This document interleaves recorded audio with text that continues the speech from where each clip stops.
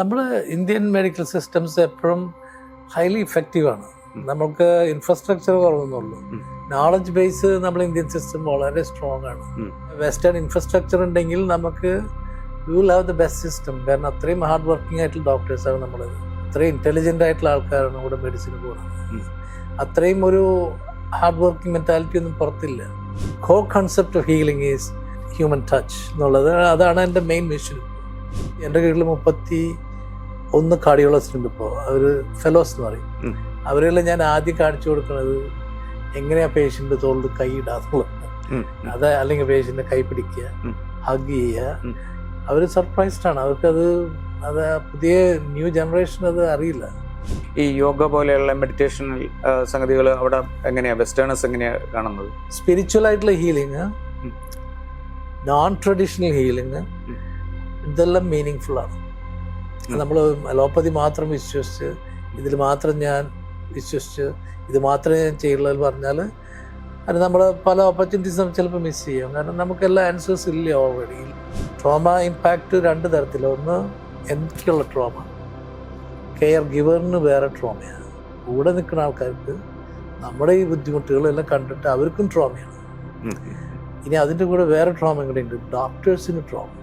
നമ്മളൊരു മറ്റൊരു സ്ഥലത്ത് രോഗിയായി കിടക്കുമ്പോൾ ഡോക്ടർക്ക് ഉണ്ടാകുന്ന ഒരു സാധാരണ പേഷ്യന്റിന് അത് ഉണ്ടാവാം. എങ്ങനെയാണ് ഡോക്ടർക്ക് അത് അനുഭവപ്പെടുന്നത്? അമേരിക്കയിലെ ആൾക്കാർ പറയും ഇൻഷുറൻസ് ഉള്ളവർക്ക് വേറെ ട്രീറ്റ്മെന്റ്. അതല്ല, അത് തെറ്റിദ്ധാരണ. എല്ലാവർക്കും ഒരേ ട്രീറ്റ്മെന്റ് അവിടെ. ഇൻഷുറൻസ് ഉണ്ടെങ്കിലും ഇല്ലെങ്കിലും ആൾക്കാർക്ക് ചെറിയ തെറ്റിദ്ധാരണകളുണ്ട്. ഇൻഷുറൻസ് ഇല്ലെങ്കിൽ അമേരിക്കയിൽ മരിച്ചു പോകും.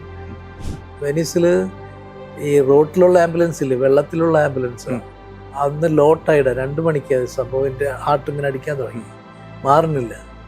500 മീറ്റർ അപ്പുറം ആംബുലൻസ് വന്ന് ലാൻഡ് ചെയ്യണം. എന്നിട്ട് നമ്മളെങ്ങനെ പൊക്കിക്കൊണ്ടുപോവാണ്. പണ്ട് നമ്മുടെ നാട്ടില് ആൾക്കാരെ ഈ തുണിയുള്ള ആംബുലൻസിൽ അതിൽ കൊണ്ടുപോകണ നമ്മൾ കൊണ്ടുപോയി ബോട്ടിലിരുത്തി. ഒന്നും ഇംഗ്ലീഷൊന്നും അവർക്ക് അറിയാം, 0 ഇംഗ്ലീഷ്. നമ്മൾ പറയാൻ നോക്കുമ്പോൾ അവർ ചോദിക്കണമെന്ന് വെച്ചാൽ ചെസ്റ്റ് പെയിൻ എന്ന് ചോദിക്കും. അതായത് ചെസ്റ്റ് പെയിൻ ഉണ്ടെങ്കിൽ അവരുടനെ കാണും. ഇപ്പം എനിക്ക് ചെസ്റ്റ് പെയിൻ ഇല്ല, എൻ്റെ ഹാർട്ട് ഫാസ്റ്റ് ആയിട്ട് പോകണം. ഞാൻ ഉണ്ടായിരുന്നു. ഇപ്പോഴും മോഡേൺ മെഡിസിനിൽ കണ്ടമാനം ഗ്യാപ്സ് ഉണ്ട്. കുറേ കാര്യങ്ങൾ നമുക്ക് ഇനിയും മനസ്സിലാവാത്ത കാര്യങ്ങളുണ്ട്. ഇപ്പം തന്നെ എല്ലാ ക്യാൻസറിനും ട്രീറ്റ്മെൻറ്റ് ഇല്ലല്ലോ. പാൻക്രിയാറ്റിക് ക്യാൻസർ വന്നു കഴിഞ്ഞാൽ it's almost like death sentence. അവർ mind and souls are 2 separate entities. We cannot control our souls, we can only connect with them. It's often said that controlling the mind is like trying to control the wind. It is challenging, but becoming the wind in order to control the mind's negativity, helplessness, and despair is essential to recovery when tragedy strikes, and it is one of the keys to the happiness in day-to-day life.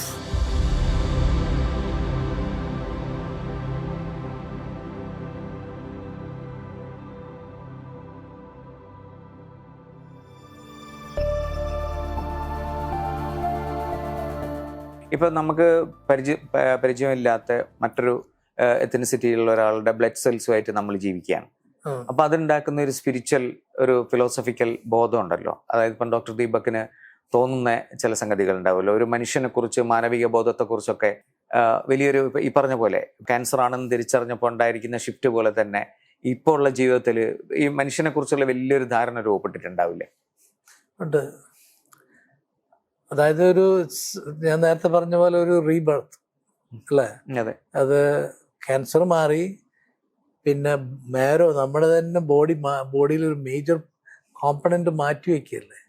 ഇപ്പൊ ഹൃദയം മാറ്റി വെക്കുന്നവർക്കും അതേ feelings ഉണ്ടാവും, lungs മാറ്റി വെക്കുന്നവർക്കും എല്ലാവർക്കും ഉണ്ടാവും. അതായത് വേറെ ആളുടെ കഴിവുകൊണ്ട്, ഹ്യൂമാനിറ്റിയുടെ കഴിവുകൊണ്ട് നമ്മൾക്ക് ഒരു പുതിയ ജീവിതം തന്നെ അല്ലേ.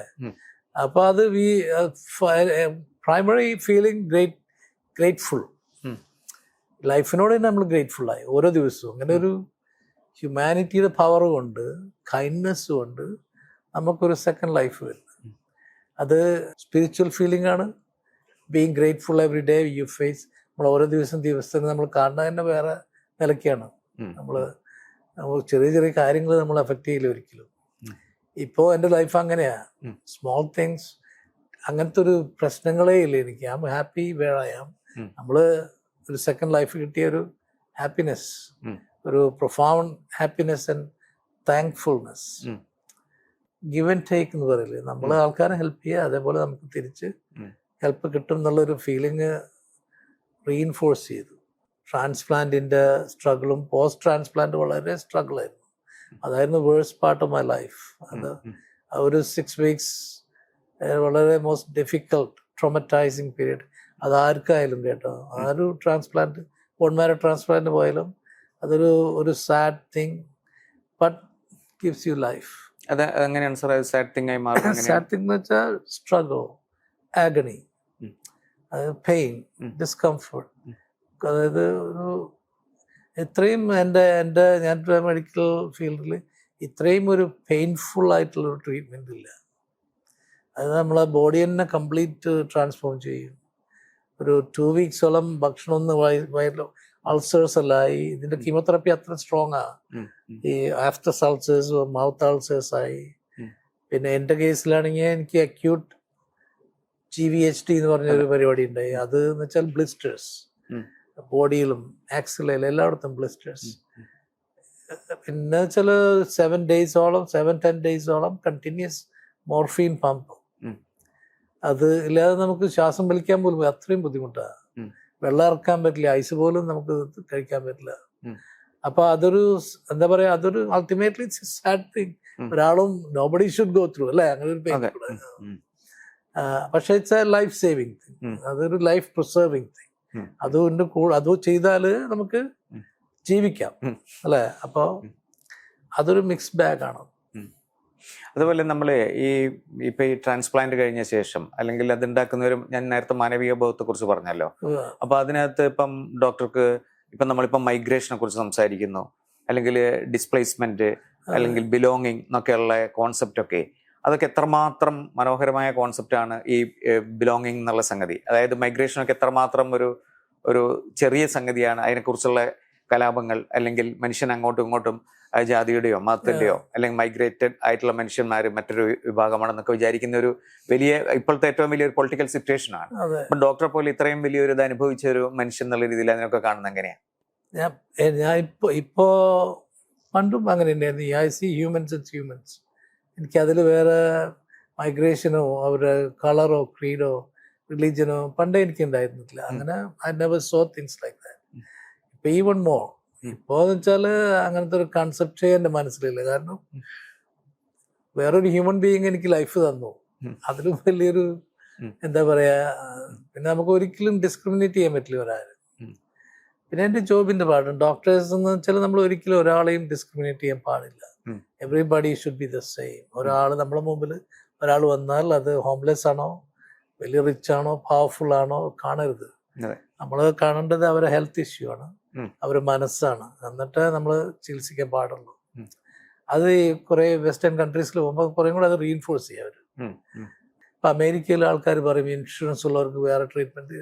അതല്ല, അത് തെറ്റിദ്ധാരണ. എല്ലാവർക്കും ഒരേ ട്രീറ്റ്മെന്റ് അവിടെ. ഇൻഷുറൻസ് ഉണ്ടെങ്കിലും ഇല്ലെങ്കിലും എമർജൻസി ആയിട്ട് വന്നു കഴിഞ്ഞാൽ എല്ലാവർക്കും ഒരേ ട്രീറ്റ്മെന്റ്. കാരണം ഞാൻ ഹോസ്പിറ്റൽ നടത്തിയിട്ടുള്ള ആളാണ്.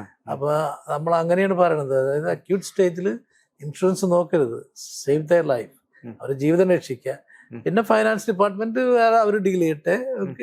കുറെ കളക്ട് ചെയ്യാൻ പറ്റും, കളക്ട് ചെയ്യുന്നില്ല, അത് നമ്മൾ അറിയുന്നില്ല, ബാക്ക് എൻഡിൽ കിടക്കും. പക്ഷെ അക്യൂട്ടായിട്ട് ഒരാൾ വന്നു കഴിഞ്ഞാൽ അതിൽ വേറെ ഒരു കോംപ്രമൈസും പാടില്ല. നമ്മൾ ഇൻഷുറൻസ് നോക്കരുത്, അങ്ങനത്തെ അയാളുടെ കളർ നോക്കരുത്. ഇപ്പൊ ന്യൂയോർക്കിൽ ഞാൻ പ്രാക്ടീസ് ചെയ്യുന്നിടത്ത് കുറെ ഇല്ലീഗൽസ് ഉണ്ട്, ഇൻഷുറൻസ് ഇല്ലാത്ത കുറെ പേരുണ്ട്, കുറെ ഹോംലെസ് ഉണ്ട്. അമേരിക്കയിൽ അതൊരു വലിയ പ്രശ്നം. പക്ഷെ അവരെല്ലാം അതേപോലെ തന്നെയാണ്. നമ്മൾ വളരെ റിച്ച് ആയിട്ടുള്ള ഒരാൾ വന്നു കഴിഞ്ഞാൽ നല്ല ഇൻഷുറൻസ് അവർക്ക് കിട്ടുന്ന അതേ എക്സാക്ട് സെയിം ട്രീറ്റ്മെന്റ് ആണ് നമ്മൾ മറ്റുള്ളവർക്കും കൊടുക്കുക. അതൊരു യൂണിവേഴ്സൽ ഫാക്റ്റാണ്. ആൾക്കാർക്ക് ചെറിയ തെറ്റിദ്ധാരണകളുണ്ട്. ഇൻഷുറൻസ് ഇല്ലെങ്കിൽ അമേരിക്കയിൽ മരിച്ചു പോകും, അത് തെറ്റിദ്ധാരണയാണ്. അങ്ങനെയില്ല. ഹ്യൂമൻസ് നമ്മൾ കാണുന്നത് അവരുടെ അപ്പിയറൻസും അവരുടെ സ്റ്റാറ്റസും അല്ല. വി സീ ദ സോൾ, മനസ്സിനെയും ആത്മാവിനെയും നമ്മൾ കാണുന്നു. അങ്ങനെ നിന്നാലേ നമുക്കൊരു നല്ല ഡോക്ടർ ആവാൻ പറ്റുള്ളൂ. ഡോക്ടറുടെ ഒരു ജിയോഗ്രഫി ഓഫ് ഡിസ്പ്ലേസ്മെന്റ്, നമ്മളിപ്പം പുതിയ പൊളിറ്റിക്സിന്റെ ഒക്കെ ഭാഷയിൽ പറയുകയാണെങ്കിൽ മൈഗ്രേഷന്റെ ഒക്കെ ഒരു ഭാഗമാണല്ലോ അത്. അപ്പൊ അത് തന്നെ ഭയങ്കര രസകരമാണ്. കാരണം ഇപ്പം തൃശ്ശൂരിലെ ഒരു സാധാരണ മെഡിക്കൽ കോളേജിലാണ് ഡോക്ടർ പഠിക്കുന്നത്. ബേസിക് ആയിട്ടുള്ള മെഡിക്കൽ ട്രെയിനിങ് എന്ന് പറയുന്ന അവിടുന്നാണ്. പിന്നെ അത് കഴിഞ്ഞിട്ട് ലണ്ടനിലെ റോയൽ കോളേജ് ഓഫ് ഫിസിഷ്യൻസിൽ പഠിക്കുന്നു, അതെ പിന്നെ വെയിൽസിൽ ജോലി ചെയ്യുന്നു, ഇപ്പം ബ്രൂക്ലിനിലാണ്. അതെ അപ്പൊ അതൊരു വലിയ റൂട്ടാണ് അത്. അപ്പൊ അതിനകത്ത് ഒരു ഡോക്ടർ എന്നുള്ള രീതിയിൽ ഡോക്ടർക്ക് പറയാനുള്ള ഒരുപാട് സംഗതികൾ ഉണ്ടാവും. അല്ലാതെ നമ്മൾ പൊതുവെ എല്ലാവരും പറയുന്നുണ്ട്, പ്രത്യേകിച്ച് ഇന്ത്യൻ ആയതുകൊണ്ട് തന്നെ നമ്മൾ മറ്റൊരു സ്ഥലത്ത് രോഗിയായി കിടക്കുമ്പോൾ ഉണ്ടാവുന്ന ഒരവസ്ഥയുണ്ടല്ലോ, ഉണ്ട്. അത് എന്തൊക്കെ തരത്തിലാണ്? ഈ പുസ്തകത്തിനകത്ത് വേറൊരു സ്ഥലത്ത് ഒരു ചെറിയ രോഗം വന്ന സമയത്ത് ഇറ്റാലിയൻ മാത്രം സംസാരിക്കുന്ന ഡോക്ടേഴ്സിന്റെ ഇടയിൽ പെട്ടുപോയൊരു ഉണ്ട്, ഉണ്ട്. കഥ പറയുന്നുണ്ട്. കാരണം ഇംഗ്ലീഷിൽ സംസാരിക്കാൻ പറ്റാത്ത. ഇല്ല, ഇല്ല. ഇവിടെ ആ പ്രശ്നമില്ല. എന്നാൽ പോലും നമ്മളൊരു മറ്റൊരു സ്ഥലത്ത് രോഗിയായി കിടക്കുമ്പോൾ ഡോക്ടർക്ക് ഉണ്ടാവുന്ന ഒരു സാധാരണ പേഷ്യന്റിനും അത് ഉണ്ടാവാം. അതെ. എങ്ങനെയാണ് ഡോക്ടർക്ക് അത് അനുഭവപ്പെടുന്നത്? സജീവിന്റെ അടുത്ത് നേരത്തെ പറഞ്ഞ പോലെ എൻ്റെ യാത്ര ഒരു അൺയൂഷ്വൽ ട്രജക്ടറിയാണ്. സാധാരണ നമ്മുടെ ആൾക്കാർ, നമ്മുടെ നാട്ടിൽ ഡോക്ടേഴ്സ് നാട്ടിൽ പഠിച്ച് PG ചെയ്ത് നാട്ടിൽ പ്രാക്ടീസ്, അതൊരു ഗ്രൂപ്പാണ്. പിന്നെ മേജർ ഗ്രൂപ്പ് ഇപ്പം മിഡിൽ ഈസ്റ്റിൽ പോകുന്നുണ്ട്. പിന്നെ ഒന്നുകിൽ അമേരിക്ക അല്ലെങ്കിൽ ഇംഗ്ലണ്ട്. കുറേ പേര് പഴയ ബ്രിട്ടീഷ് എഡ്യൂക്കേഷനിൽ താല്പര്യമുള്ളവർ ഇംഗ്ലണ്ടിൽ പോകുമായിരുന്നു. പിന്നെ അന്ന് പൈസയും കപ്പാസിറ്റിയും ഉള്ളവർ അമേരിക്കയിൽ എത്തിപ്പെടണമെങ്കിൽ ഇത് രണ്ടും വേണം, അല്ലാതെ അവിടെ എത്താൻ പാടാം. ഇംഗ്ലണ്ടിലേക്ക് അത്ര വേണ്ട. എൻ്റെ ട്രജക്ടറി എന്ന് പറഞ്ഞാൽ ഇവിടെ PG ചെയ്തു. പിന്നെ പെട്ടെന്നൊരു ദിവസം എൻ്റെ മനസ്സിൽ ഈ പറഞ്ഞ പോലെ ഒരു ആഗ്രഹം വരികയാണ്, ഇംഗ്ലണ്ടിൽ പോകണം. അത് ഈ മംഗലാപുരത്ത് പഠിച്ചുകൊണ്ട് അവിടെ കുറേ സാറന്മാരും ഇംഗ്ലണ്ടിൽ പഠിപ്പിച്ചു. പക്ഷെ എനിക്കൊരു ഐഡിയ ഇല്ല എങ്ങനെയാണ് ഇംഗ്ലണ്ടിൽ എത്തണ്ടേ എന്നുള്ള. അപ്പോൾ വിചാരിച്ചു ഒരു മേജറായിട്ടുള്ള വളരെ ഡിഫിക്കൽട്ടായിട്ടൊരു എക്സാം ഉണ്ട്, MRCP. സജീവ് കേട്ടിട്ടുണ്ടാവും. അത് എടുക്കാമെന്ന് വിചാരിച്ചു. പക്ഷേ വെരി ഇൽ പ്രിപ്പയർഡ്. അതിൻ്റെ അത് വളരെ ഡിഫിക്കൽട്ടാണ്. 25% പാസ് റേറ്റ് ഉള്ളൂ. അതൊന്നും അറിയാതെ ഒരു ധൈര്യത്തിൽ അങ്ങ് പുറപ്പെടാണ്. അവിടെ ചെന്ന് തോറ്റു, പരീക്ഷ തോറ്റു. പക്ഷെ അവിടെ ഇംഗ്ലണ്ടിൽ ചെല്ലുമ്പോഴും ആരുമില്ല, എയർപോർട്ടിൽ ഇറങ്ങുമ്പോഴും ആരുമില്ല. ആദ്യമായിട്ട് ഒരു ഫോറിൻ കൺട്രിയിൽ പോണ്. അന്ന് യൂട്യൂബ് കാണാനില്ല, ക്രെഡിറ്റ് കാർഡ് ഇല്ല, സെൽഫോൺ ഇല്ല, ഒന്നുമില്ല. നമ്മൾ ഫ്ലൈറ്റില് മറ്റേ ബ്രിട്ടീഷ് എയർവേസിന്റെ ഫ്ലൈറ്റിൽ മുംബൈയിൽ നിന്ന് കയറി ഹീത്രോയിൽ ഇറങ്ങണ്. ആകെ അമ്പരന്ന് നിൽക്കുകയാണ്. ആരും ഒരാൾ ഹെൽപ്പ് ചെയ്യാനില്ല. അപ്പോൾ മണി എങ്ങനെ കൈമാറണം, സബ്വേ ടിക്കറ്റ് എങ്ങനെ എടുക്കണം, ഇതെല്ലാം ഞാൻ നോക്കി പഠിക്കുകയാണ്. അതിൻ്റെ ഇടയിലാണെങ്കിൽ നല്ല വെരി ഹംഗ്രി. അപ്പോൾ അങ്ങനെ പക്ഷെ ഞാൻ പതുക്കനെ ടിക്കറ്റ് എങ്ങനെ മാറ്റാം, അത് കഴിഞ്ഞ് ഒരു സബ്വേ കയറി, അതിൽ നിന്ന് മാറി സെക്കൻഡ് സബ്വേ കയറി, അങ്ങനെ ഒരു സ്ഥലത്തെത്തി. അവിടെ നിന്ന് താമസിക്കാനുള്ള സ്ഥലം കണ്ടുപിടിക്കാൻ വലിയൊരു സ്ട്രഗിളാണ്. അതെല്ലാം ബുക്കിലുണ്ട്. അതൊരു ഇൻട്രസ്റ്റിംഗ് റീഡാണ് അത്, ഹൗ ഐ മാനേജ്, നമ്മളെങ്ങനെ സ്ഥലം കണ്ടുപിടിച്ചു എന്നുള്ളത്. അത് കഴിഞ്ഞ് പക്ഷേ പരീക്ഷ തോറ്റു തിരിച്ചു വരുന്ന, പിന്നെ ഗോയിങ് ബാക്ക് അഗെയിൻ, രണ്ടാമതും തിരിച്ചു പോകണം ഡിപ്ലോമ കോഴ്സിനായിട്ട് ലണ്ടനിൽ ഹാമർസ്മിത്ത് ഹോസ്പിറ്റൽ. പിന്നെ അവിടെ നിന്ന് പിന്നെ പണി കിട്ടി. അവിടെ ഇംഗ്ലണ്ടിൽ പണിയെടുക്കുന്നു, വെയിൽസിലും സ്കോട്ട്ലൻഡിലും എല്ലാം പണിയെടുത്തു. അത് കഴിഞ്ഞ് അമേരിക്കയിലേക്ക് പതുക്കെ എനിക്ക് എന്താ പറയുക, നമ്മുടെ കരിയർ ഒരു ബ്രേക്ക് വേണമെന്ന് തോന്നി. അങ്ങനെ ഫൈനലി നമ്മൾ അമേരിക്കയിലെത്തി. അത് ലക്കും ഉണ്ടായിരുന്നു. കാരണം കുറേ കാലങ്ങൾക്ക് ശേഷം ഞാൻ അമേരിക്കൻ പരീക്ഷ എടുക്കണം. ഞാൻ അമേരിക്കൻ എക്സാം എടുക്കുമ്പോൾ ഗ്രാജുവേഷൻ കഴിഞ്ഞിട്ട് 17 കൊല്ലമായി എൻ്റെ ഫസ്റ്റ് MBBS. അപ്പോൾ പുതിയ കുറേ കൺസെപ്റ്റ്സ് ആയിരുന്നു നമ്മൾ പഠിക്കുന്നത്. അതെല്ലാം പഠിച്ച് ലക്ക് ഉണ്ടായിരുന്നു. ലക്കിൽ നമ്മൾ അതേപോലെ തന്നെ കാർഡിയോളജി നമുക്ക് കിട്ടും ചെയ്തു. അതും ഡിഫിക്കൽട്ടാണ് കിട്ടാനായിട്ട്. അവിടെ എവല്യൂഷനാണ്. അതൊരു പറഞ്ഞാൽ ഒരു 3 continents ആയി അപ്പോഴേക്കും എൻ്റെ വർക്ക് ആൻഡ് ലൈഫ് എക്സ്പീരിയൻസ്. എൻ്റെ വൈഫിനും എൻ്റെ മോനും അങ്ങനെ തന്നെ 3 continents കൂടെ പോയ ഒരു ലൈഫ് എക്സ്പീരിയൻസാണ്. പിന്നെ ഈ ലൈഫിൻ്റെ ഇടയിൽ തന്നെ ഫസ്റ്റ് ടൈം നമ്മൾ വെനീസിലായിരിക്കുമ്പോഴാണ് എനിക്ക് ഫസ്റ്റ് ആയിട്ട് ഒരു SVT എന്ന് പറയും, ഒരു ടാക്കിക്കാർഡിയ, ഹാർട്ട് ഇങ്ങനെ ഫാസ്റ്റ് ആയിട്ട് അടിക്കുന്നത്. അത് കോമൺ ആയിട്ടുള്ള പ്രശ്നമാണ്. സാധാരണ ആൾക്കാർക്ക് അത് പ്രശ്നങ്ങൾ ഉണ്ടാവില്ല. പക്ഷെ എനിക്ക് അന്ന് 2 o'clock അടിച്ചു. അവിടെ അതാണ് നമ്മുടെ ഫസ്റ്റ് എക്സ്പീരിയൻസ് ഔട്ട്സൈഡ്. നമ്മൾ നോർമൽസി നിന്ന് മാറിയിട്ട് എങ്ങനെ ഒരു വേറെ ഹെൽത്ത് സിസ്റ്റത്തിൽ നമ്മൾ ട്രീറ്റ് ചെയ്യാന്നുള്ള മനസ്സിലായത്. അത് ഒരു ഡിഫിക്കൽട്ട് എക്സ്പീരിയൻസ് ആയിരുന്നു. ഇതാണെങ്കിൽ അവിടെ വെനീസിൽ ഈ റോട്ടിലുള്ള ആംബുലൻസ് ഇല്ലേ, വെള്ളത്തിലുള്ള ആംബുലൻസ്. അപ്പോൾ അന്ന് ലോ ടൈഡ് 2 മണിക്ക് അത് സംഭവം. എൻ്റെ ഹാർട്ട് ഇങ്ങനെ അടിക്കാൻ തുടങ്ങി, മാറുന്നില്ല. അപ്പോൾ ഒരു 500 മീറ്റർ അപ്പുറം ആംബുലൻസ് വന്ന് ലാൻഡ് ചെയ്യണം. എന്നിട്ട് നമ്മളെങ്ങനെ പൊക്കിക്കൊണ്ടുപോവാണ്. പണ്ട് നമ്മുടെ നാട്ടിൽ ആൾക്കാരെ ഈ തുണിയുള്ള ആംബുലൻസിൽ അതിൽ കൊണ്ടുപോകണ പോലെ നമ്മൾ കൊണ്ടുപോയി ബോട്ടിലിരുത്തി. ഒന്നും ഇംഗ്ലീഷൊന്നും അവർക്ക് 0 ഇംഗ്ലീഷാണ്. വൈഫ്, എൻ്റെ കൂടെ വൈഫും ഉണ്ട്. ആകെ പാനിക്കിങ് ആണ്, കാരണം എന്താണ് നടക്കണതെന്ന് പോലും അറിയില്ല. അങ്ങനെ ബോട്ടിലിരുത്തി ബോട്ട് ഇങ്ങനെ പോവാണ്. രാത്രി എനിക്കിപ്പോഴും വളരെ വിവിഡായിട്ട് എനിക്ക് ഓർമ്മയുണ്ട്. ഞാൻ അങ്ങനെ നോക്കുമ്പോൾ ചുറ്റുപാടും ലൈറ്റ്സ് കാണാം, ബോട്ടുകൾ മാത്രമേ ഉള്ളൂ. അത് 2 മണിയല്ലേ. അങ്ങനെ പോയി ഒരു 20 മിനിറ്റ്സ് ഈ ബോട്ട് പോയിട്ട് വേറൊരു ബോട്ട് ജെട്ടിയിൽ നിർത്തുകയാണ്. അപ്പൊ അവിടെ നിന്ന് പിന്നെ നമ്മളെ പൊക്കും ഇങ്ങനെ. അപ്പൊ ഈ ഹോസ്പിറ്റൽ ഈ ബോട്ട് ജെട്ടിയുടെ ഭാഗമാണ്. അവിടെ വേറെ ആംബുലൻസ് ഇല്ല, എല്ലാം ബോട്ടാ. അങ്ങനെ അവിടെ ചെന്ന് ഞാൻ ഇരിക്കുമ്പോൾ കുറച്ച് പേര് എൻ്റെ കൂടെ ഇങ്ങനെ ഇരിക്കുന്നുണ്ട്. എല്ലാവരും ഇറ്റാലിയൻസ് ആണ്, കുറെ ആൽക്കഹോളിക്സ് ഉണ്ട് ആയിട്ട് വന്നിട്ട്. അപ്പൊ ഞാൻ മാത്രമാണ് കാർഡിയാക് പേഷ്യന്റ്. അപ്പോൾ നമ്മൾ പറയാൻ നോക്കുമ്പോൾ അവർ ചോദിക്കണമെന്ന് വെച്ചാല് ചെസ്റ്റ് പെയിൻ എന്ന് ചോദിക്കുന്നത്. അതായത് ചെസ്റ്റ് പെയിൻ ഉണ്ടെങ്കിൽ അവരുടനെ കാണും. അപ്പൊ എനിക്ക് ചെസ്റ്റ് പെയിൻ ഇല്ല, എൻ്റെ ഹാർട്ട് ഫാസ്റ്റ് ആയിട്ട് പോകണം, അത്രയുള്ളൂ. അപ്പൊ ഞാൻ ഉണ്ടായിരുന്നു. കുറച്ച് കഴിഞ്ഞ് വന്നപ്പോ ഒരു അരമണിക്കൂറെല്ലാം കഴിഞ്ഞപ്പോ എനിക്ക് ഡിസ്കംഫർട്ടായി, കാരണം ഹാർട്ട് വളരെ ഫാസ്റ്റ് ആയിട്ട് പോവാ. അപ്പൊ പിന്നെ ഞാൻ പറഞ്ഞു ചെസ്റ്റ് പെയിൻ എന്ന് പറഞ്ഞു.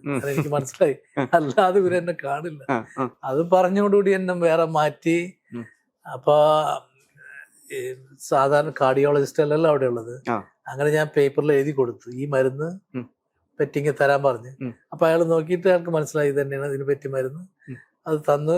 അങ്ങനെ ഒരു 2 മണിക്കൂർ കഴിഞ്ഞപ്പോഴേക്കും അത് ആ മരുന്നിൽ അവസാനിച്ചു. തിരിച്ചു വന്ന് നമ്മൾ പറഞ്ഞ പോലെ തന്നെ അതിന്റെ ട്രീറ്റ്മെന്റ് ചെയ്തു, അബ്ലേഷൻ എന്ന് പറഞ്ഞ ട്രീറ്റ്മെന്റ്. സെക്കൻഡ് എപ്പിസോഡ് എന്ന് പറഞ്ഞാൽ നമ്മുടെ ക്ലാസ്മേറ്റ്സ് എല്ലാം കൂടി എല്ലാ കൊല്ലം എവിടെയെങ്കിലും ഒരു റിമോട്ട് പ്ലേസിൽ നമ്മൾ പോകും. അങ്ങനെ ഒരു സ്ഥലത്ത് മാരക്കേഷിൽ പോയിട്ട് ആണ് അന്ന് ഈ പറഞ്ഞ പോലെ തന്നെ 3 o'clock ഈ ടാക്കിക്കാർഡിയ വന്നു. പിന്നെ അവിടെ ചെന്നപ്പോൾ വളരെ വിയേർഡ് എക്സ്പീരിയൻസ് ആയിരുന്നു. ഒരു ഈജിപ്ഷ്യൻ ഡോക്ടറാണ്. ഒരു എന്താ പറയാ, നമ്മുടെ നാട്ടിലെ ഒരു ആർമോന് പോലും ഇല്ലാത്ത നോളജ് ഒന്നും ഇല്ലാത്തൊരു ബിലോ സബ്പാർ നോളജ് ആയിരുന്നു. ഞാൻ ചോദിച്ച മരുന്നൊന്നും അവിടെ ഇല്ല, അവരിൽ കേട്ടിട്ട് പോലും ഇല്ല. അത് വളരെ കോമൺ ആയിട്ട് ഉപയോഗിക്കുന്ന മരുന്നാണ് അത്. ഏത് നമ്മൾ ഇന്ത്യയിലെ ഏത് ഹോസ്പിറ്റലിൽ പോയാലും ഉണ്ടാവും. അവൻ അതിനെപ്പറ്റി കേട്ടിട്ട് പോലും ഇല്ല. എന്നിട്ട് അവന് ഇഷ്ടമുള്ളൊരു മരുന്ന് കുത്തിവെച്ചു. നമ്മള് പ്രാർത്ഥിച്ചുകൊണ്ടിരിക്കുക, ഇത് എങ്ങനെയാവും നമുക്കൊരു വിചാരം. നമുക്ക് വേറെ നിവൃത്തിയില്ല, ഒരൊറ്റ ഹോസ്പിറ്റലുള്ളൂ അവിടെ, ഇന്റർനാഷണൽ ഹോസ്പിറ്റൽ പറഞ്ഞിട്ട്. അരമണിക്കൂർ കഴിഞ്ഞപ്പോ ഒന്നുകിൽ തന്നെ അത് നിന്നതായിരിക്കും, അല്ലെങ്കിൽ മരുന്നുകൊണ്ട് നിന്നായിരിക്കും. എന്തായാലും ഞാൻ അടുത്ത ഫ്ലൈറ്റിന് സ്ഥലം വിട്ടു. ഇനി ഇവിടെ വന്നു കഴിഞ്ഞാൽ നമ്മൾ ബാക്കി ഉണ്ടാവില്ല. അങ്ങനെ പക്ഷെ അതൊരു വളരെ വിയേർഡ് എക്സ്പീരിയൻസസ് ആയിരുന്നു. പിന്നെ അമേരിക്കയിൽ പിന്നെ നമുക്ക് എക്സ്പെക്ട് ചെയ്യാവുന്ന സിസ്റ്റംസ് അല്ലേ നമ്മൾ അവിടെ വർക്ക് ചെയ്യുന്നുണ്ട്. അപ്പൊ ഈ ഒരു ഫിസിഷ്യൻ എന്നുള്ള രീതിയിലും പേഷ്യന്റ് എന്നുള്ള രീതിയിലും, അതായത് തൃശ്ശൂരില് ബേസിക് ആയിട്ടുള്ള ട്രെയിനിങ് കഴിഞ്ഞ ഒരു ഡോക്ടർ എന്നുള്ള രീതിയിൽ ഈ ഒരു യാത്രക്കിടയിൽ എന്തൊക്കെ വ്യത്യാസങ്ങളാണ് നമ്മുടെ ഈ ലോകത്തില്, നമ്മുടെ ഇന്ത്യയിൽ നിന്നും മാറി നിന്ന് ചിന്തിക്കുമ്പോൾ ഉള്ളത്? നമ്മുടെ ഇന്ത്യൻ മെഡിക്കൽ സിസ്റ്റംസ് എപ്പോഴും ഹൈലി ഇഫക്റ്റീവ് ആണ്.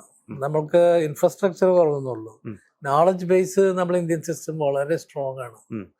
അതിനുള്ള വെസ്റ്റേൺ ഇൻഫ്രാസ്ട്രക്ചർ ഉണ്ടെങ്കിൽ നമുക്ക് we will have the best system. കാരണം അത്രയും ഹാർഡ് വർക്കിംഗ് ആയിട്ടുള്ള ഡോക്ടേഴ്സാണ് നമ്മളത്, അത്രയും ഇന്റലിജന്റ് ആയിട്ടുള്ള ആൾക്കാരാണ് ഇവിടെ മെഡിസിന് പോകുന്നത്.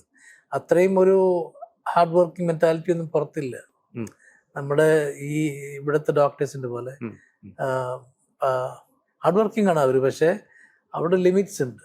ഇത്രയും മണിക്കൂറേ വർക്ക് ചെയ്യാൻ പാടുള്ളൂ. അത് കഴിഞ്ഞാൽ നമ്മൾ പോണം, പണി വിട്ട് പോയാൽ അല്ലെങ്കിൽ അവർ ഹോസ്പിറ്റലിന് പ്രശ്നമാണ്. അപ്പൊ അതുകൊണ്ട് അതെല്ലാം റെഗുലേറ്റഡ് ആണ്. പിന്നെ കെയർ ആസ്പെക്ട് അവരെല്ലാവരും എല്ലാ ഡോക്ടേഴ്സും ഒരേപോലെ തന്നെയാണ്. കെയറിങ്ങിലൊന്നും വ്യത്യാസങ്ങളൊന്നുമില്ല. US പിന്നെ ഇംഗ്ലണ്ടിലും to certain extent technology is better. അവരെല്ലാം ടെക്നോളജിയിലാണ്. പക്ഷെ അതിനൊരു ഡൗൺ സൈഡ് എന്ന് വെച്ചാൽ ഹ്യൂമൻ ഇന്ററാക്ഷൻ കുറയും. സജീവ് ഒരു ചെസ്റ്റ് പെയിൻ ആയിട്ട് ഹോസ്പിറ്റലിൽ ചെന്ന് കഴിഞ്ഞാൽ അവർ ഉടനെ തന്നെ മെഷീൻ കൊണ്ടാണ് ഡയഗ്നോസ് ചെയ്യുന്നത്. തൊട്ട് പിടിച്ച് ഹാർട്ട് ലിസൺ ചെയ്ത് വർത്താനം പറഞ്ഞ് നമ്മൾ ഇവിടെ പഠിക്കുന്ന ബേസിക് ആയിട്ടുള്ള ഹ്യൂമനിസ്റ്റിക് അത് കുറവാണ് വെസ്റ്റില്. അത് ശരിക്കും വേണമെന്നുണ്ടോ? അങ്ങനെ ഉണ്ടോ? അത് മസ്റ്റാണ് എൻ്റെ അഭിപ്രായത്തില്. എന്നാലല്ലേ നമുക്ക് ആ റാപ്പോ ഡെവലപ്പ് ചെയ്യാൻ പറ്റുള്ളൂ. ഒരു പേഷ്യന്റിന് ഡോക്ടറെ ട്രസ്റ്റ് ചെയ്യണമെങ്കിൽ ഡോക്ടർ കൈപിടിക്കണ്ടേ, അല്ലെങ്കിൽ തോള് തൊട്ടിട്ട് പറയണ്ടേ നിന്റെ അസുഖം നമുക്ക് മനസ്സിലായി, നിനക്ക് ശരിയാക്കാം. അത് ടെക്നോളജി സൈഡിലുണ്ട്. അത് ടെക്നോളജി ഹെൽപ്പ് ചെയ്യും. ടെക്നോളജി വെച്ചാൽ അതൊരു റീഇൻഫോഴ്സ്മെന്റ്. പക്ഷെ ആ ഡോക്ടർ ആ പേഷ്യന്റിനെ തൊടാതെ കണ്ണിൽ നോക്കാതെ അങ്ങനെ മാറുന്ന കമ്പ്യൂട്ടറിൽ, അതാണ് വെസ്റ്റേൺ മെഡിസിൻ. ഈ റോബോട്ടിക്സ് ഒക്കെ കൂടുതൽ വരുന്ന സമയത്ത് അങ്ങനത്തെ ഒരു ട്രീറ്റ്മെന്റിലേക്ക് മാറൂലേ എന്തായാലും ലോകം? മാറും. പക്ഷേ റോബോട്ടിക്സ് തുടങ്ങുന്നതിന് മുമ്പ് പേഷ്യൻറ്റും ഡോക്ടറായിട്ട് സംസാരിക്കണം. അപ്പോഴും കൈ പിടിക്കണം, തോളത്ത് കൈ ഇടണം, അല്ലെങ്കിൽ ബെഡ് സൈഡിൽ ഇരിക്കണം. എന്നിട്ട് പറയണം ഇതാണ് ടെക്നോളജി നമ്മൾ യൂസ് ചെയ്യാൻ പോണത്, പക്ഷേ I will take care of you. നിന്നെ ശരിയാക്കിയിട്ട് എല്ലാം ശരിയാക്കിയിട്ട് നമ്മൾ ഡിസ്ചാർജ് ചെയ്യാം എന്നുള്ളൊരു ധൈര്യം അത് കണ്ണിൽ നോക്കി പറയണ്ടേ. അത് ഇല്ലാതെ മെഡിസിൻ ഒരിക്കലും ശരിയാവില്ല. ഇപ്പം ഡോക്ടർ പുതിയ യങ് കാർഡിയോളജിസ്റ്റുകളെ ട്രെയിൻ ചെയ്യുന്ന ഒരു പ്രൊഫഷനാണ് ചെയ്തുകൊണ്ടിരിക്കുന്നത്. അപ്പൊ അതിനകത്ത് ഡോക്ടർ കൊടുക്കുന്ന, പ്രത്യേകിച്ചും ഈ വലിയൊരു മാരക രോഗത്തിൽ നിന്നും റിക്കവർ ചെയ്ത ഒരാൾ എന്നുള്ള രീതിയിൽ ഡോക്ടറുടെ ഒരു ടീച്ചിങ്ങിന്, അല്ലെങ്കിൽ ടീച്ചിങ് മാത്രമല്ല ഒരു പ്രീച്ചിങ് കൂടി ആയിരിക്കുമല്ലോ അത്, അതിനകത്ത് എന്ത് ചേഞ്ചാണ് വന്നിട്ടുള്ളത്? അതൊരു മേജർ ചേഞ്ചാണ് സജീവ്. അതായത് ഞാൻ ഈ ജോലിക്ക്, കാരണം ഞാൻ 2023 ഞാൻ വിചാരിച്ചു ഇനി മതി, പണിയെല്ലാം നിർത്താം, ഇത്രയെല്ലാം ബുദ്ധിമുട്ടെല്ലാം കഴിഞ്ഞാൽ ഇനി എൻജോയ് ചെയ്യാം, നമുക്ക് ട്രാവൽ ചെയ്യാം, ലൈഫ് സെറ്റിൽഡായി. പക്ഷെ ഒരു 6 മാസം കഴിഞ്ഞപ്പോൾ ഐ വാസ് മിസ്സിങ് ആ ഹ്യൂമൻ ഇൻട്രാക്ഷൻ. നമ്മൾ ഡോക്ടർ എന്നുള്ളൊരു വാല്യൂ ഉണ്ടല്ലോ, അത് ഓൾ ഓഫ് എ സഡൻ നമുക്ക് ആ വാല്യൂ ഇല്ലാതെ അതൊരു ഡിഫിക്കൽട്ട് തിങ് ടു ആക്സെപ്റ്റ്. നമ്മൾക്ക് മറ്റുള്ളവരെ പോലെ മെഡിക്കൽ ഷോപ്പിൽ വെയിറ്റ് ചെയ്യണം, നമ്മൾ ഡോക്ടർമാർക്ക് അപ്പോയിൻമെൻറ്റ് നമ്മൾ വെയിറ്റ് ചെയ്യണം. പക്ഷെ എന്തെങ്കിലും ഒരു ഹോസ്പിറ്റൽ അറ്റാച്ച്മെന്റ് ഉണ്ടെങ്കിൽ അതെല്ലാം എളുപ്പമാണ്. പിന്നെ പേഷ്യൻസ് ആയിട്ടുള്ള ഇന്ററാക്ഷൻ ഉണ്ടല്ലോ, അതൊരു ലൈഫ് ഫോഴ്സാണ് ഡോക്ടേഴ്സ്.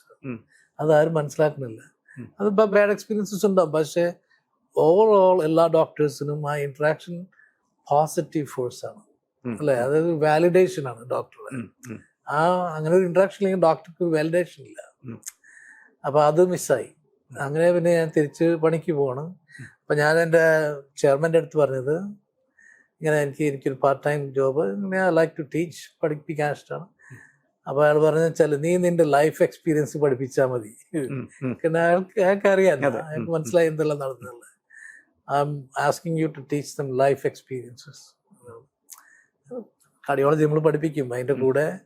അപ്പോൾ എൻ്റെ മെയിൻ ഇപ്പം നമുക്ക് എൻ്റെ കീഴിൽ 31 കാർഡിയോളജിസ്റ്റ് ഉണ്ട് ഇപ്പോൾ. അവർ ഫെലോസ് എന്ന് പറയും, ബഡിങ് കാർഡിയോളജിസ്റ്റ്. അവർ പല പ്രൊസീജിയർ ചെയ്യുന്നവരും ഇലക്ട്രോഫിസിയോളജി അവരെല്ലാം ഉണ്ട്. അവരെല്ലാം ഞാൻ ആദ്യം കാണിച്ചു കൊടുക്കുന്നത് എങ്ങനെയാ പേഷ്യന്റ് തോളിൽ കൈ ഇടാന്നുള്ളത്. അത് അല്ലെങ്കിൽ പേഷ്യന്റെ കൈ പിടിക്കുക, ഹഗ് ചെയ്യുക. അവർ സർപ്രൈസ്ഡ് ആണ്. അവർക്കത് പുതിയ ന്യൂ ജനറേഷൻ അത് അറിയില്ല. പക്ഷെ അതിൽ നിന്നാണ്, ടച്ചിൽ നിന്നാണ് ഹീലിംഗ് വരുന്നുള്ളത്. ആണ് എൻ്റെ കോർ കൺസെപ്റ്റ്, കോർ മിഷൻ. അതില്ലെങ്കിൽ ഞാൻ അവരോട് പറയും, എൻ്റെ കൂടെ ഞാൻ കാണിച്ചു തരാം എന്താ ചെയ്യുന്നത്. അതിൻ്റെ കൂടെ നമ്മൾ കാർഡിയോളജിയും അതിൻ്റെ കോൺസെപ്റ്റ്സും, അതിനെ എങ്ങനെ റീഡ് ചെയ്യേണ്ടത്, എക്കോ റീഡ് ചെയ്യേണ്ടത്, മറ്റേത് എങ്ങനെ പ്രൊസീജിയർ, കാത്ത്, അതെല്ലാം നമ്മൾ പറഞ്ഞു. പക്ഷേ core concept of healing is human touch എന്നുള്ളത്, അതാണ് എൻ്റെ മെയിൻ മിഷൻ. ഒരു പോസ്റ്റ് റിക്കവറി സ്റ്റേജിൽ ഡോക്ടർ ദീപകിന് ഒരു ഇന്റഗ്രേറ്റഡ് ആയിട്ടുള്ള ഒരു ചികിത്സയെ കുറിച്ച്, അതിനകത്ത് പല സ്ഥലത്തും അങ്ങനെയുള്ളൊരു തോന്നിപ്പിക്കുന്ന ഒരു മനസ്സുണ്ട് എന്ന് നമുക്ക് മനസ്സിലാവും. അതായത് പലതരത്തിലുള്ള ചികിത്സകൾ, അല്ലെങ്കിൽ ഒന്ന് മാത്രമല്ല ഒരു അവസാന വാക്ക് എന്നുള്ള രീതിയിൽ. അത് ഡോക്ടർ എങ്ങനെയാണ് കാണുന്നത്? അത് ഇപ്പോഴും മോഡേൺ മെഡിസിനിൽ കണ്ടമാനം ഗ്യാപ്സ് ഉണ്ട്. കുറേ കാര്യങ്ങൾ നമുക്ക് ഇനിയും മനസ്സിലാവാത്ത കാര്യങ്ങളുണ്ട്. ഇപ്പം തന്നെ എല്ലാ ക്യാൻസറിനും ട്രീറ്റ്മെന്റ് ഇല്ലല്ലോ. പാൻക്രിയാറ്റിക് ക്യാൻസർ വന്നു കഴിഞ്ഞാൽ it's almost like death sentence അല്ലേ. അതുപോലെ ലുക്കീമിയയിൽ ഇപ്പോഴും ഒരു 40-50% മൊർട്ടാലിറ്റി ഉണ്ട്. അപ്പോൾ അതെന്താ പറയണത് വെച്ചാൽ ഇനിയും നമുക്ക് കുറെ കാര്യങ്ങൾ മനസ്സിലാക്കാനുണ്ട്. ഈ GVHD എനിക്ക് വന്ന റിയാക്ഷൻ, അതിൽ ഇനിയും എത്രയോ ലാക്ക് ഓഫ് അണ്ടർസ്റ്റാൻഡിങ് ഉണ്ട്. ഓട്ടോ ഇമ്മ്യൂൺ ഡിസീസിൽ പലതും നമുക്ക് ഇപ്പോഴും അറിയില്ല. പല ആൾക്കാർക്ക് പലതരത്തിൽ അസുഖങ്ങൾ വരുന്നുണ്ട്. ഇപ്പം നമ്മുടെ ഫാമിലി തന്നെ വീട്ടിലായിക്കുള്ള ഒരാളുണ്ട്. അങ്ങനെ പല കാര്യങ്ങളും നമുക്ക്, നമ്മുടെ അണ്ടർസ്റ്റാൻഡിങ് ഒരു ലിമിറ്റ് ഉണ്ട്. അത് വെച്ച് നമ്മളിപ്പോൾ പ്രാക്ടീസ് ചെയ്യുന്നു. പക്ഷേ നമുക്ക് അറിയാത്ത പല കാര്യങ്ങളും ഇനിയും ഉണ്ട്. പല കാര്യങ്ങളുടെയും ഇത് എന്തുകൊണ്ട് എനിക്ക് ക്യാൻസർ വന്നു, വേറെ ഒരാൾക്ക് വരാൻ, അത് ഇനിയും നമുക്ക് 100% നമുക്ക് മനസ്സിലായിട്ടില്ല, അതറിയില്ല. അങ്ങനെ അറിഞ്ഞാൽ പിന്നെ നമുക്കത് പ്രിവെന്റ് ചെയ്യാമല്ലോ, എക്സാക്ട്ലി എന്താണ് മെക്കാനിസം എന്നുള്ളത്. അപ്പോൾ you have to be open minded. Open minded ആവാതെ നമുക്ക് പറ്റില്ല. അപ്പോൾ അങ്ങനെയാണ് ഞാൻ നാട്ടിൽ വന്നിട്ട് ഈ GVHD എനിക്ക് അപ്പോഴും ചെറുതായിട്ടുണ്ടായിരുന്നു സ്കിന്നിലെല്ലാം. ഞാൻ വിചാരിച്ച ആയുർവേദത്തിന് കണ്ടു കളയാം. പറയുമ്പോൾ ഞാനിപ്പോൾ എത്രയോ രാജ്യങ്ങളിൽ പ്രാക്ടീസ് ചെയ്ത്, എന്നിട്ട് ഞാൻ അത് ആക്സെപ്റ്റ് ചെയ്തു. കാരണം ട്രൈ ചെയ്യാം, ഒരു ഡിഫറെൻറ്റ് മൊഡാലിറ്റിയാണ്. അത് എത്രയോ തൗസൻഡ്സ് ഓഫ് ഇയേഴ്സിൻ്റെ ഹിസ്റ്ററി ഉള്ളൊരു സയൻറ്റിഫിക് ഫീൽഡ് അല്ലേ. അങ്ങനെ അയാൾ പറഞ്ഞു, ഇങ്ങനെ നിങ്ങളുടെ ബ്ലഡ് വളരെ ഹീറ്റായിട്ടുള്ള ചൂടുള്ള ബ്ലഡാണ്, അത് നമുക്ക് തണുപ്പിക്കാമെന്ന് പറഞ്ഞു. അങ്ങനെ ഒരു 6 ആഴ്ച അയാളുടെ മരുന്നെല്ലാം കഴിച്ച് എനിക്ക് ഇഫക്റ്റീവായി. അതേപോലെ മെഡിറ്റേഷൻ വർക്ക്സ് വെരി വെൽ കേട്ടോ. അത് സയന്റിഫിക്കലി പ്രൂവൺ ആണ്. അതായത് നമ്മൾ മെഡിറ്റേറ്റ് ചെയ്യുമ്പോൾ തന്നെ നമ്മള് പോസിറ്റീവായിട്ടുള്ള ആന്റിബോഡീസ് ബോഡിയിൽ ഉണ്ടാവുകയാണ്. യോഗ സെയിം തിങ്, അത് പ്രൂവൺ സയന്റിഫിക് ഫാക്റ്റ് ആണ്. നമ്മളൊരു അക്യൂട്ട് സിക്നസ്സിൽ കൂടെ പോകുമ്പോൾ ട്രൈ ടു മെഡിറ്റേറ്റ്. ബോഡിയിൽ നമ്മൾ ഹീലിംഗ് പവർ നമുക്ക് ഉണ്ടെന്ന് മനസ്സിലാക്കി പെയിൻ, ഇപ്പം ഡിസോസിയേഷൻ ഓഫ് പെയിൻ എന്ന് പറഞ്ഞ് വേറൊരു കൺസെപ്റ്റ് ഉണ്ട്, അതും ബുക്കിലുണ്ട്. അതായത് വല്ലാണ്ട് വേദന എടുക്കുമ്പോൾ പറയാണ് ഇത് എൻ്റെ സോൾ ഇസ് ഇൻടാക്ട്, എൻ്റെ ആത്മാവിന് പ്രശ്നങ്ങളൊന്നുമില്ല, എൻ്റെ ബോഡിയിലാണ് വേദന, എൻ്റെ മൈൻഡിലാണ് വേദന. അതങ്ങനെ സെപ്പറേറ്റ് ചെയ്യാൻ കഴിഞ്ഞാൽ അതിപ്പോൾ ഒരു സയന്റിഫിക് ട്രീറ്റ്മെന്റ് മൊഡാലിറ്റി തന്നെയായി ഡിസോസിയേഷൻ, പെയിൻ ഡിസോസിയേഷൻ. അത് മാറ്റിക്കഴിഞ്ഞാൽ തന്നെ കുറെ സമാധാനങ്ങൾ കിട്ടും നമുക്ക്. അതെ, ഇത് നമുക്ക് മാറാം. അപ്പൊ അങ്ങനെ സ്പിരിച്വൽ ആയിട്ടുള്ള ഹീലിംഗ്, നോൺ ട്രഡീഷണൽ ഹീലിംഗ്, ഇതെല്ലാം മീനിങ് ഫുൾ ആണ്. നമ്മൾ അലോപ്പതി മാത്രം വിശ്വസിച്ച് ഇതിൽ മാത്രം ഞാൻ വിശ്വസിച്ച് ഇത് മാത്രമേ ഞാൻ ചെയ്യുള്ളൂ പറഞ്ഞാൽ അത് നമ്മൾ പല ഓപ്പർച്യൂണിറ്റീസും ചിലപ്പോൾ മിസ് ചെയ്യാം. കാരണം നമുക്കെല്ലാ ആൻസേഴ്സ് ഇല്ല, ഓൾറെഡി ഇല്ല. അല്ലെങ്കിൽ ഞാൻ ഇത്രയും ബുദ്ധിമുട്ടുണ്ടെങ്കിൽ എൻ്റെ post transplant days was very bad. അങ്ങനെ നമുക്ക് ആ ട്രാൻസ്പ്ലാന്റ് റിയാക്ഷനെ കൺട്രോൾ ചെയ്യാനുള്ള കഴിവുണ്ടെങ്കിൽ എനിക്ക് അതിൻ്റെ ആവശ്യം ഉണ്ടായിട്ടില്ല. മനസ്സിലായി? അപ്പോൾ അറിയാത്തോടത്തോളം കാലം ഇതെല്ലാം നമ്മൾ ഒരു മൾട്ടി ഫാസറ്റഡ് പലതരത്തിലുള്ള, ഇപ്പോൾ ആയുർവേദം അല്ലെങ്കിൽ യോഗ, മെഡിറ്റേഷൻ എല്ലാം ഒരു കമ്പൈൻഡ് ആയിട്ടുള്ള ഒരു അപ്രോച്ച്, അത് എൻ്റെ അഭിപ്രായത്തിൽ നല്ലതാണ്. ഈ യോഗ പോലെയുള്ള മെഡിറ്റേഷണൽ സംഗതികൾ അവിടെ എങ്ങനെയാ വെസ്റ്റേണേഴ്സ് എങ്ങനെയാ കാണുന്നത്? വളരെ പോസിറ്റീവായിട്ടാണ് കാണുന്നത്. അത് ഒരു മേജർ പാർട്ട് ഓഫ് എൻ്റെ ബുക്കിനോടുള്ള ഇൻട്രസ്റ്റ് മൈൻഡ്ഫുൾ മെഡിറ്റേഷൻ, അതായത് ട്രൂ സെൽഫ് മെഡിറ്റേഷൻ. ഇപ്പോൾ ബുക്ക് വായിക്കുന്നവരെല്ലാം എന്നോട് ചോദിക്കുന്നുണ്ട്, ഇമെയിൽ ചെയ്യുന്നുണ്ട്. അപ്പൊ ഞാനൊരു വീഡിയോ തന്നെ എൻ്റെ ബുക്കിന്റെ വെബ്സൈറ്റിൽ ഇട്ടിട്ടുണ്ട്. ഇപ്പോൾ എങ്ങനെയാണ് മെഡിറ്റേഷൻ വളരെ എന്തായാലും വെസ്റ്റേണേഴ്സ് വളരെ ഇഷ്ടമുള്ളൊരു കൺസെപ്റ്റാണ്. വെസ്റ്റേൺ മെഡിസിന്റെ പാട്ടായിട്ടല്ല, ഹീലിംഗിന്റെ പാട്ട്. യോഗ വളരെ കോമൺ ആണ് അവിടെ, എസ്പെഷ്യലി US വളരെ കോമൺ ആണ് യോഗ സെന്റേഴ്സ് എല്ലാം. അത് എഡ്യൂക്കേറ്റഡ് സെഗ്മെന്റിന്റെ ഇടയ്ക്ക് അവരത് പ്രാക്ടീസ് ചെയ്യും. അതിന് പോസിറ്റീവ് ഇഫക്ട്സും ഉണ്ട്. പിന്നെ ഈ പുസ്തകത്തിന്റെ ഒരു രചനയിലേക്ക് വരികയാണെങ്കിൽ, ഡോക്ടർ എന്തായാലും ഒരു ഓഥർ എന്നുള്ള രീതിയിലല്ലല്ലോ അറിയപ്പെടുന്നത്. പക്ഷെ ഒരു വളരെ എക്സ്പീരിയൻസ്ഡ് ആയിട്ടുള്ള ഒരു ഓഥറുടെ ഒരു വർക്ക് പോലെയാണ് എനിക്കത് വായിച്ചപ്പം മനസ്സിലായി. ഞാനൊരു വൺ സിറ്റിംഗ് തന്നെ വായിച്ചു തീർക്കായിരുന്നു. അത്രയും ക്യൂരിയോസിറ്റിയും മാത്രമല്ല, ഒരു മനുഷ്യനെ സംബന്ധിച്ചിടത്തോളം അത്രയും ദുർഘടമായിട്ടുള്ളൊരു രോഗത്തിലൂടെ ഒരു മനുഷ്യൻ കടന്നു പോകുന്നതിന്റെ ഒരു ആർട്ടിഫിഷ്യൽ ആയിട്ടുള്ള ഒന്നുമില്ലാത്തൊരു വളരെ ബ്യൂട്ടിഫുൾ ആയിട്ടുള്ള ഒരു റൈറ്റിംഗ് കൂടിയാണ്. അപ്പൊ ഇതിനകത്ത് ഇത് ഡോക്ടർ ഉദ്ദേശിച്ചത് ഇതിന്റെ ഒരു ട്രോമയിൽ നിന്നും, പല ഡോക്ടേഴ്സും ഇതിന്റെ ട്രോമയെ കുറിച്ച്, ക്യാൻസറിന്റെ ട്രോമയെ കുറിച്ചൊക്കെ നേരത്തെ എഴുതിയിട്ടുണ്ടല്ലോ. അപ്പൊ ഇതിന്റെ ട്രോമയിൽ നിന്നുള്ള റിക്കവറിയും കൂടിയാണോ ഡോക്ടർ ഈ റൈറ്റിംഗ് കൊണ്ട് ഉദ്ദേശിച്ചത്? അത് ഞാൻ പലപ്പോഴും ആലോചിച്ചുള്ള കാര്യം, എങ്ങനെയാണ് ഞാൻ ഈ റൈറ്റിംഗ് തുടങ്ങിയത്. അതിന് പല ഫാസറ്റ്സ് ഉണ്ട്. ഒന്നാമത് നമ്മൾ ലൈഫ് എക്സ്പോസ് ചെയ്യല്ലേ, ഒരാൾക്കും അത് ഇഷ്ടമുള്ള കാര്യമല്ല അല്ലേ. Certain things are private. ഇപ്പോൾ സജീവിന്റെ ലൈഫിലായാലും സജീവ് എല്ലാവരും അറിയണമെന്നില്ല അല്ലേ. Certain things are better hidden, പറയാൻ പാടില്ല. ബുക്ക് എഴുതുമ്പോൾ first thing is you expose yourself അല്ലേ. Family, my wife is very private. Wife വളരെ പ്രൈവറ്റ് ആയിട്ടുള്ള ആളാണ്. അങ്ങനെയാണ് അവർ, അച്ഛനമ്മയും ഡോക്ടേഴ്സ് ആയിരുന്നു, അവരങ്ങനെ ഒരു സെക്ലൂഡഡ് ലൈഫായിരുന്നു. അപ്പോൾ എൻ്റെ മോനും പ്രൈവറ്റ്, അവൻ അന്ന് എയർഫോഴ്സിൽ എല്ലാം ഇതിൽ നടക്കുക. അവരെവിടെയാണ് പോസ്റ്റ് ചെയ്തതെന്ന് നമുക്ക് പറയാൻ പറ്റില്ല. പക്ഷെ ബുക്ക് എഴുതുമ്പോൾ you have to expose yourself, എല്ലാം തുറന്നു പറയണ്ടേ. അതൊന്ന്.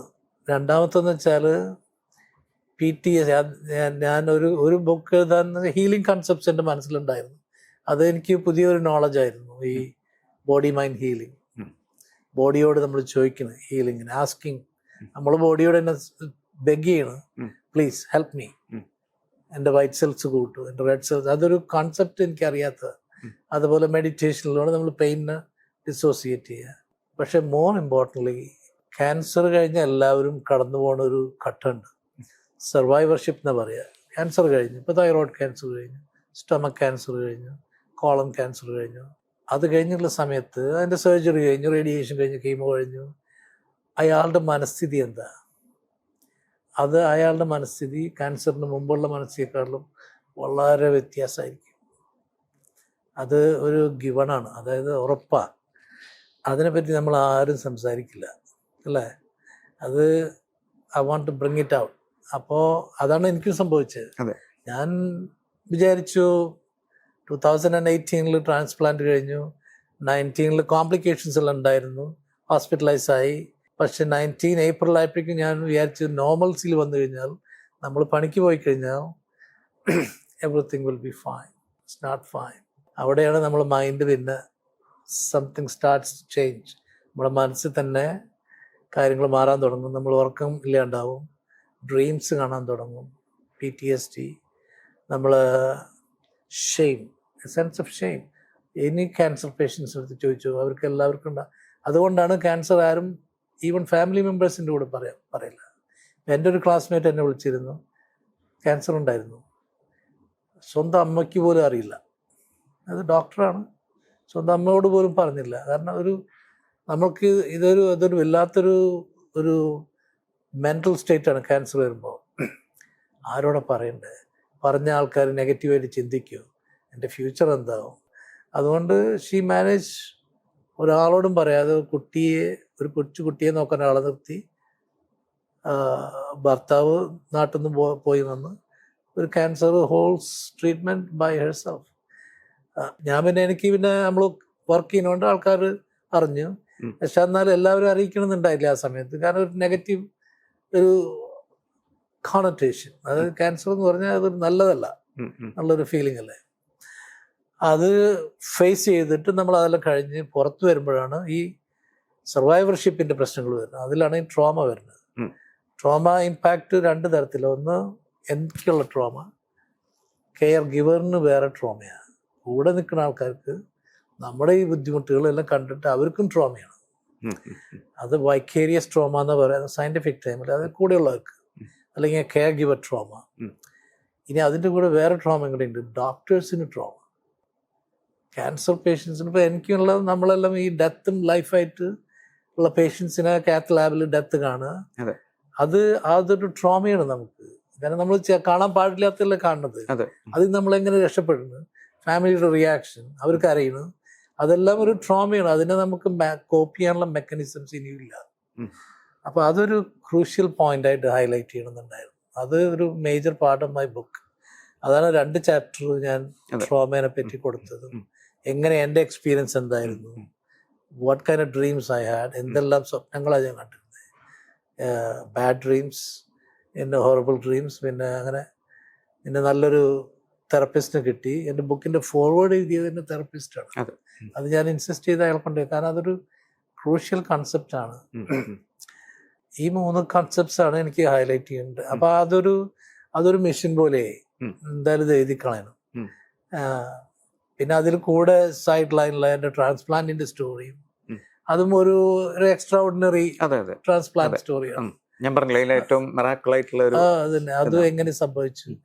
അതെന്നെ ഐ തോട്ട്, ഞാൻ വിചാരിച്ചു ഇത് എഴുതിയില്ലെങ്കിൽ അതൊരു വലിയൊരു മിസ്സാണ് അല്ലെ. ഇത് ആർക്കെങ്കിലും ഒരു ഇൻസ്പിറേഷൻ ആവട്ടെ, അല്ലെങ്കിൽ ഈ ട്രോമനെ പറ്റി മനസ്സിലാക്കട്ടെ, തെറപ്പി തുടങ്ങാം. ക്യാൻസറിന്റെ ഡയഗ്നോസ് പറയുമ്പോൾ തന്നെ ഒരു തെറപ്പിസ്റ്റിനെ കണ്ട് തെറപ്പി തുടങ്ങിയാൽ ഇത് കുറെ അവോയ്ഡ് ചെയ്യാം. ഫാമിലിക്ക് തെറപ്പി കൊടുക്കാം.